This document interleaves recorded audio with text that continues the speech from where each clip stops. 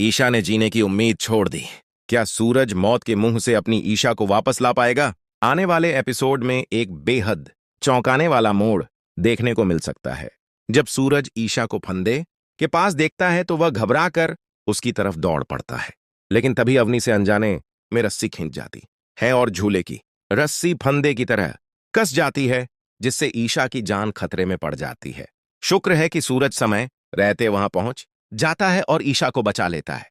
हालांकि सच तो यह होता है कि ईशा सावन के झूले की तैयारी कर रही थी, लेकिन हालात ऐसे बन जाते हैं कि सब कुछ एक दर्दनाक हादसे जैसा दिखाई देने लगता है। यहीं से अवनी के दिमाग में एक खतरनाक प्लान जन्म लेता है। वह सोचती है कि अगर ईशा खुद ही ऐसा कदम उठा ले तो उसके रास्ते का सबसे बड़ा कांटा हमेशा के लिए हट जाएगा और वह आसानी से सूरज की इकलौती पत्नी बन जाएगी। इसके बाद अवनी कथित तौर पर ईशा के खाने में हर रोज एक ऐसा खतरनाक केमिकल मिलाना शुरू कर देती है, जिससे ईशा का दिमाग सुन्न रहने लगता है। धीरे धीरे ईशा को समझ ही नहीं आता कि वह क्या कर रही है और वह बार बार गलत कदम उठाने की कोशिश करने लगती है।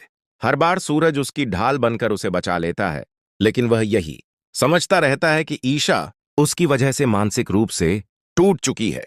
उसे इस बात का बिल्कुल भी अंदाजा नहीं होता कि इसके पीछे कोई और मास्टरमाइंड काम कर रहा है। समय बीतने के साथ उन कथित दवाइयों का असर ईशा की सेहत पर भी दिखाई देने लगता है। वह लगातार कमजोर पड़ने लगती है, जिसके बाद घर वाले उसे अस्पताल ले जाते हैं।